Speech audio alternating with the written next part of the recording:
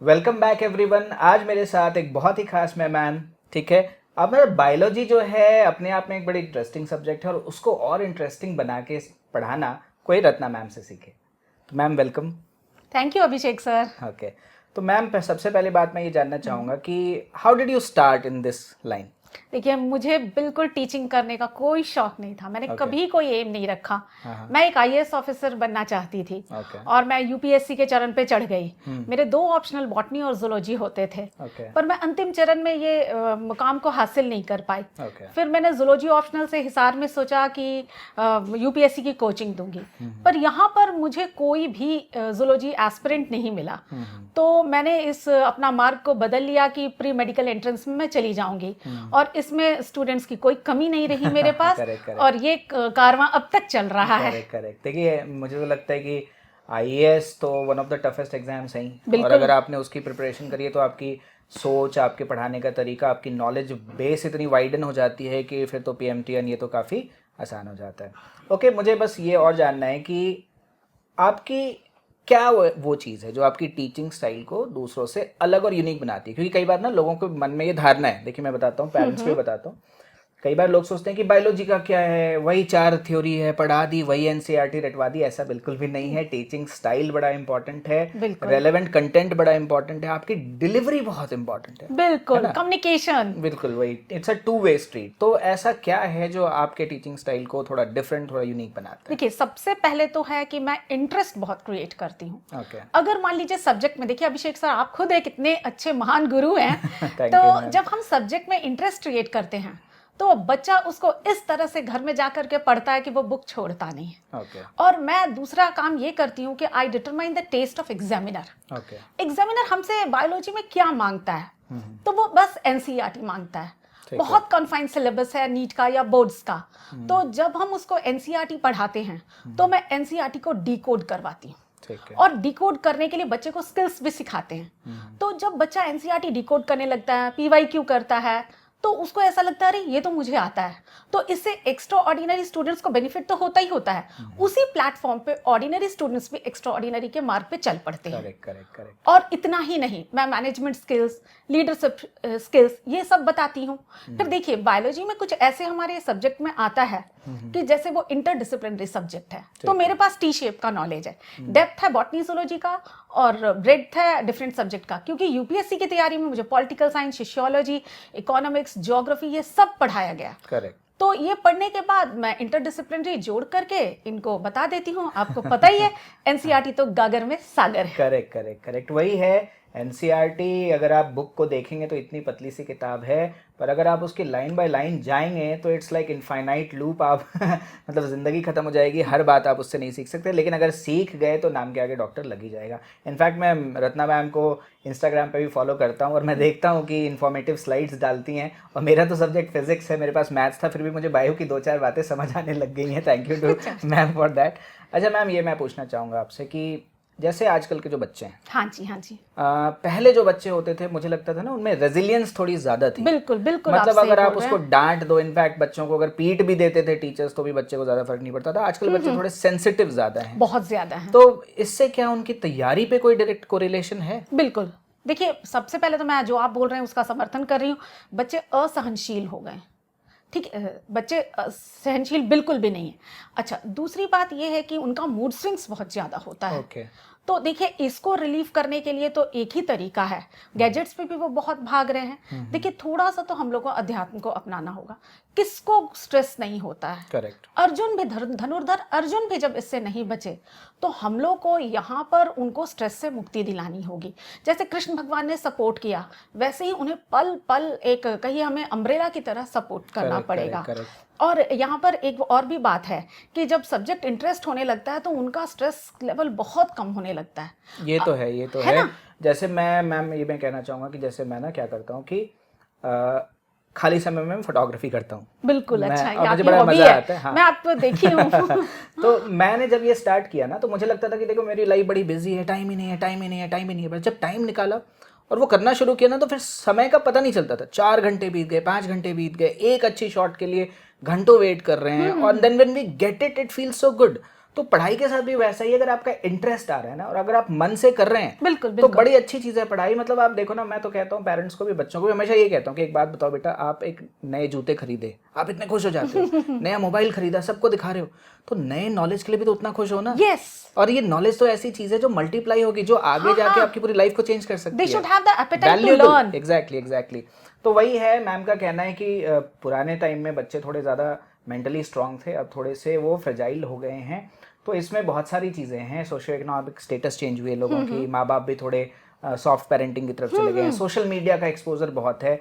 तो हमें बच्चों के लिए एक सेफ एनवायरनमेंट क्रिएट करना है, एक ऐसी स्पेस क्रिएट करनी है जहाँ बच्चा पढ़ाई को एंजॉय भी करे और फील सेफ, मतलब उस सेफ्टी उसको लगे कि मेरे पीछे लोग खड़े हैं। हाँ। तो ये बहुत बड़ी बात होती है और मुझे लगता है एचआईटी इस मामले में बहुत अच्छा काम कर रही है। बहुत अच्छा है। देखिए एचआईटी का ये है, हमारे यहाँ ये टारगेट है, हम नंबर ऑफ अटेम्प्ट 1 रखेंगे। A single attempt is more than enough. Okay, ठीक है, अगर सिंगल अटेम्प्ट में बच्चा निकल जाता है तो स्ट्रेस भी कम होगा। इवन उसको क्या, पूरे पेरेंट को, पूरी कम्युनिटी को स्ट्रेस कम हो जाता है। एग्जैक्टली, क्योंकि इंडिया में तो ऐसा होता है कि बच्चे का एग्जाम होता है, पूरा खानदान परेशान रहता है। बिल्कुल। और मुझे तो याद है कि मैं 9th से 10th में आया था और मैं ना बचपन में बहुत ज़्यादा पढ़ता नहीं था। चलो ये तो बचपन की बात है। पर 10th में जैसे आया, मतलब मेरे, और बहुत बड़ा खानदान है हमारा, तो बहुत एक्सटेंडेड फैमिली है, तो मुझे याद है कि जितने लोग मिले सब यही कहते थे, बोर्ड आ गया है ना, बोर्ड ना हुआ डायनासोर हो गया कि भाई बोर्ड आ गया। तो पहले तो वही है कि पेरेंट्स भी उतना ही परेशान रहते हैं जितना बच्चा रहता है, और अगर उसमें बच्चा एक अटेम्प्ट में कर लेता है इट्स क्वाइट गुड, क्योंकि एक साल दोबारा री इन्वेस्ट करना बड़ा मुश्किल हो जाता है। मुश्किल है। गुड। अच्छा, आप जैसे, मैंने एक चीज़ नोटिस किया है, एचआईटी के सारी मीटिंग्स में आप अटेंड करती हैं और आपके सजेशंस भी बड़े वैल्यूएबल होते हैं। Thank you. तो एचआईटी जो कर रहा है, बिल्कुल, तो उसकी एक यूनिक कोई बात बताइए आपकी, देखिए जो एचआईटी ही कर रहा है। एचआईटी सबसे पहले तो मॉड्यूल के पीछे नहीं भागता है। करेक्ट। देखिए एचआईटी अगर मॉड्यूल के पीछे नहीं भाग रहा, we are confined to the syllabus of NEET. Correct. तो जो एनटीए हमें दे रही है, हम तो उसके पीछे भाग रहे हैं। और दूसरी बात है, we are very good planners. If you fail to plan, you plan to fail. Correct. Because देखिए प्लानिंग अगर होती है, तो मैंने ये ऑब्जर्व किया है कि एक एवरेज और अबव एवरेज, अगर although he is not extra ordinary, वो फर्स्ट अटेम्प्ट में क्रैक कर लेता है नीट। और फर्स्ट अटेम्प्ट में क्रैक करने के लिए हमेशा टैलेंट नहीं चाहिए। वो 10th जिस दिन से पास करता है, उसी दिन से उसकी तैयारी एक प्लानिंग से होनी चाहिए। मल्टीपल रिविजन्स को मैं बहुत फोकस करती हूँ। ये बात तो देखिए, मैं और भी बायोलॉजी टीचर्स से मिला और मुझे तो काफ़ी, मतलब ये लगा कि सबकी थॉट प्रोसेस एक है। बिल्कुल, कि हमें अच्छा पढ़ाना है, हमें बच्चे को मोटिवेटेड रखना है, और हमें बच्चे को आलतू फालतू चीज़ों से भी बचाना है कि ये भी पढ़ लो, वो भी पढ़ लो। एक्स्ट्रा नॉलेज मुझे लगता है फालतू का बैगेज ही होता है। जैसे एयरलाइन में हम जाते हैं तो 22 के से ज़्यादा अगर हैं तो आपको एक्स्ट्रा पैसे भरने पड़ेंगे। तो एग्जाम में भी वही है। और वो बड़ी कीमत होती है। अगर आपके पास बिना काम का नॉलेज भी है तो वो आपको स्लो डाउन करेगा, वो आपको कंफ्यूज करेगा, 2-4 क्वेश्चन कट जाएंगे, आपके मार्क्स कम हो जाएंगे। देखिए एचआईटी में कोई इररिलेवेंट टीचिंग नहीं होगी। इररिलेवेंट नहीं होगी। उसके बाद कहने को है कि हम डिफरेंट टीचर, बट हम लोग एक हैं बिल्कुल। और हमारी बच्चों पे डिस्कशंस के लिए मंथली मीटिंग भी होती है। और देखिए ये बच्चों के ऊपर सिर्फ 1 महीना का 1 दिन, जैसे मान लीजिए कोई फिजिक्स में प्रॉब्लम आ जाए तो मेरे को क्या दिक्कत है, मैं आपसे कंसर्न कर लूंगी। करेक्ट। और देखिए हम लोग इकोनॉमिक होके कभी नहीं पढ़ाते हैं। Exactly. We are not at all commercial, we are 100% emotional. क्योंकि देखिए जो पढ़ने आता है बच्चा, वो हमारा पड़ोसी है, हमारा रिलेटिव है, रिलेटिव का फ्रेंड है। अब देखिए अभिषेक जी, आपकी बिटिया अगर आएगी पढ़ने तो आप तो असमंजस में फंस जाएंगे। कहाँ भेजू, यहाँ तो एक से बढ़ के एक टीचर। मेरे एक कुलीग कह गए हम तो सब नगीना है, तो कहाँ भेजे। तो देखिए ये है हमारे एचआईटी की क्वालिटी, की हम कभी भी कमर्शियल नहीं हुए। बच्चे के सब फाइनेंशियल स्टेटस को देखा गया। और वो हमारा पड़ोसी है, तो कैसे हम उसको छोड़ सकते हैं। मैं तो पेरेंट्स को भी कहना चाहूँगा कि अगर आज भी आप सेक्टर 13 के एचआईटी के कैंपस में आ जाएंगे तो आपको 20% बच्चे तो बिना फीस के भी पढ़ते हुए दिख जाएंगे। और जो, मतलब ऐसा नहीं है कि जो बच्चा नहीं अफोर्ड कर सकता। इनफैक्ट मैं तो इस माध्यम से लोगों को कहना चाहता हूँ कि अगर आपके आसपास में कोई बच्चा है जो एक्स्ट्रा ऑर्डिनरी आपको लगता है कि मेहनती है पर फाइनेंशियल स्टेटस उसका अच्छा नहीं है, आप एचआईटी में आइए और हक से कहिए कि मेरे बच्चे को भी पढ़ना है। लेकिन हाँ, अगर आप फाइनेंशियली वेल ऑफ हैं तो फिर क्या था, डिस्काउंट वगैरह, गुरुदक्षिणा तो देखिए बिना गुरुदक्षिणा के तो पढ़ाई पूरी नहीं होती। हमारा भी घर चलता लेकिन है। अगर कोई बच्चा जो है, अगर आपको लगता है कि उसको हेल्प की जरूरत है, तो एचआईटी का कोई भी मेंबर ऐसा नहीं है जो आपको मना करेगा। मैक्सिमम डिस्काउंट्स भी पॉसिबल हो जाते हैं। और इनफैक्ट हम ऐसा ही नहीं करते कि सिर्फ अपनी फीस कम करते हैं, हक से सामने वाले टीचर को भी फोन करके कहते हैं। और आज तक मैम एक भी टीचर ने मना नहीं किया। बिल्कुल, कैसे करेंगे? क्योंकि पढ़ाई है, देखिए इससे उसके जीवन की खुशियां आती है। और मुझे पता है आप तो बहुत पैशनेट हैं फिलोनथ्रॉफी करने पे। तो देखिए ये सब तो हम लोग टीम बना के करते हैं, and we are supportive till entry of examination hall. Exactly exactly, because हम कमर्शियल नहीं है भाई, हमें तो उसको रिजल्ट चाहिए, पढ़ लो, ऐसी भावना आती है। नहीं, ये बहुत ही अच्छा था। अच्छा, मैं एक चीज़ और जानना चाहूँगा, ये बोलिए। बात मुझे ना थोड़ी कंसर्निंग लगती है कि मुझे याद है कि जो सबसे पहला बैच मैंने पढ़ाया था हिसार में, तो उस बैच से मेरी स्टूडेंट सेलेक्ट हुई थी मेडिकल कॉलेज में। तभी सब्जेक्टिव पेपर होता था मैम। अच्छा, हाँ, और सब्जेक्टिव पेपर में भी उसके मार्क्स 47% थे, हाँ, under 50%, and she qualified for this. फिर सुप्रीम कोर्ट का ऑर्डर है कि नहीं 50% तो कट ऑफ होना ही चाहिए। फिर कट ऑफ धीरे धीरे बढ़ के आजकल इतनी डेंजरस लेवल पे आ गई हैं। तो इसके बारे में आपकी क्या एनालिसिस है कि कट ऑफ खास करके जनरल कैटेगरी के लिए इतना ऊपर हो गया? मतलब 720 वाले बच्चे को एम्स नहीं मिल रहा है, और 715 वाला 710 वाले को मौलाना आजाद मिल रहा है। वो भी वो डाइसी है कि मिलेगा कि नहीं मिलेगा। जबकि मुझे याद है कि 640 645 पे आराम से मौलाना आजाद बच्चों को, हिसार के बच्चों को मिला हुआ। हाँ, बिल्कुल आप करें।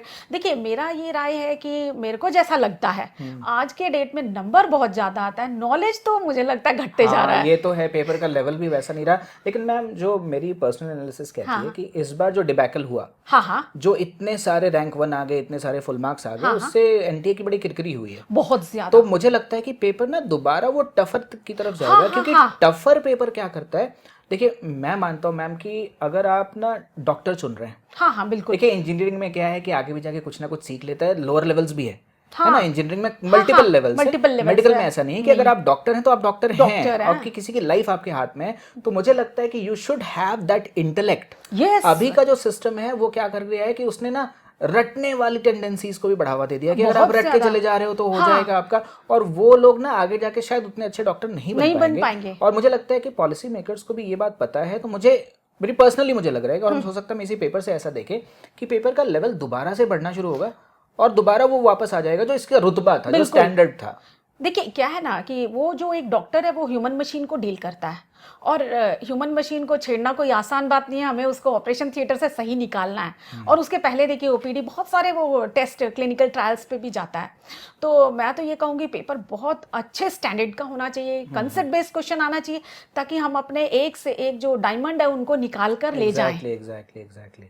अच्छा, एक और इम्पोर्टेंट सवाल, बच्चों को तो मोटिवेट करने के लिए आप बहुत कुछ करती हैं, आप सेल्फ मोटिवेटेड कैसे रहती हैं? देखिए मैं बहुत मोटिवेटेड रहती हूँ, बिकॉज मैं रोज रिसर्च और डेवलपमेंट जो भी चल रहा है टेक्नोलॉजी में, रिसर्च और डेवलपमेंट, साइंटिफिक रिसर्च और डेवलपमेंट, इसको मैं हिंदू पेपर से बहुत पढ़ती हूँ। और ये आज का काम नहीं है, ये मैं चाइल्डहुड से पढ़ रही हूँ। तो साइंटिफिक लगाव होने से अपने आप मोटिवेशन बन जाता है। Okay, very good. और चलिए, बहुत सारी चीज़ें हमने आपसे सीखी। जाते जाते अगर आप कुछ कहना चाहेंगे इस माध्यम से? बिल्कुल, मैं बच्चों को ये जरूर कहना चाहूंगी कि देखिए one of the best brain medical science में जाए, बिकॉज एक डॉक्टर को ह्यूमन मशीन ही डील करना है, चाहे वह आयुर्वेदिक डॉक्टर हो, होम्योपैथी हो, या कोई भी हो। हर जगह आपको ह्यूमन मशीन को अगर डील करना है तो one of the best brain जाए।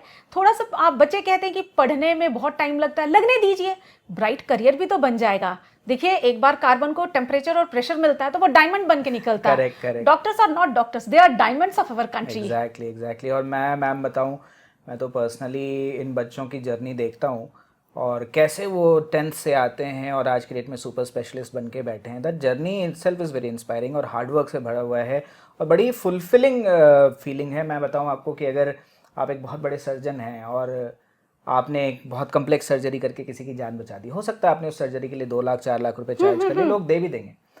पर जब आप ऑपरेशन थिएटर से निकलते हैं और जब वो पूरी की फैमिली आपके पैरों में गिरने के लिए रेडी होती है कि आपने बचा लिया, वो फीलिंग आप पैसे से कभी नहीं खरीद सकते। वो फीलिंग आप बिलियनर भी बन जाएंगे तो वो फीलिंग नहीं आ सकती जो फुलफिलमेंट होती है ना।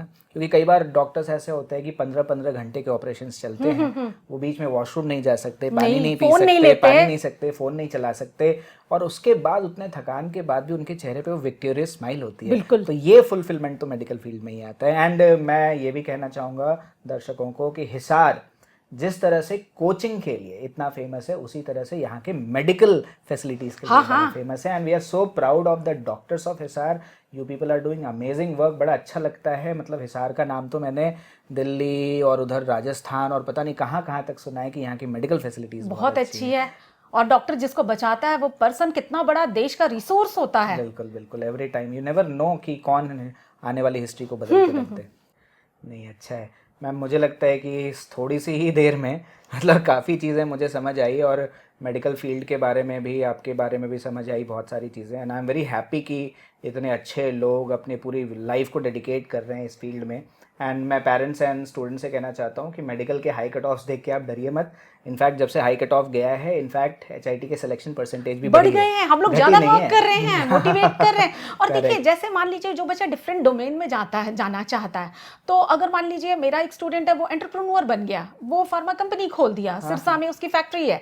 तो देखिए डिफरेंट डोमेन्स में भी ये बहुत राइज कर रहे हैं। वही कि सिर्फ ऐसा नहीं है कि आप डॉक्टरी बनोगे, मेडिकल फील्ड से रिलेटेड तो इतनी सारी चीज़ें। और अब तो मैम मैं बताऊँ आपको, मैं एक आर्टिकल पढ़ रहा था, MIT के प्रोफेसर ने लिखा है कि उन्होंने लिखा है कि जिस दिन हम सक्सेसफुली AI को मेडिकल साइंसेज एंड एनालिसिस से जोड़ देंगे, मतलब आप बिल्कुल एक ना अचानक से हमारी मेडिकल साइंसेज 50 साल एडवांस्ड हो जाएगी। तो इट्स अ गुड थिंग। मतलब बहुत सारी अपॉर्चुनिटीज हैं, तो आप ये मत सोचो कि सीट्स कम है। इनफैक्ट सीट्स बढ़ी भी हैं। इनफैक्ट मैं कहना चाहूँगा कि जो बच्चे अभी 10th से 11th में आएंगे, आपके लिए 6500 सीट्स तो अभी ही बढ़ गई है। एंड द टारगेट इसकी वो 12,000 के आसपास सीट्स बढ़ाएंगे। तो सीट्स बढ़ रही हैं, नए एम्स खुल रहे हैं, नए मेडिकल कॉलेजेस खुल रहे हैं, और ऐसा नहीं है कि आपके लिए बहुत लिमिटेड सीट है। पढ़ने वाले बच्चे डेफिनेटली क्वालिफाई करेंगे। तो बाकी तो मेरे सवाल ही ख़त्म हो गए। बाकी मैम सीरियसली बहुत अच्छा लगा आपसे मिलके। Thank you so much. And I am 100% sure कि आपके इस वास्ट विजडम से पेरेंट्स भी थोड़ा रिलैक्स फील करेंगे कि नई मेडिकल फील्ड का जो डर है वो भागेगा, and they will definitely come to experience this. And मैं तो आपसे कहूँगा कि रत्ना सिन्हा मैम का सेंटर भी सेक्टर 13 में ही है। कभी भी आप आइए, मैम से मिलिए, इनके विजडम से आप भी कुछ सीखिए। हम भी सीख रहे हैं अब तक, और डेफिनेटली आपके बच्चे का जितना ध्यान रखा जाएगा, आप समझ लीजिए कि बच्चों को ऐसा लगेगा कि हम अपने परिवार के साथ ही हैं। कभी भी ऐसे एलिनेटेड फील नहीं होगा। Thank you so much. Thank you Abhishek sir. Okay.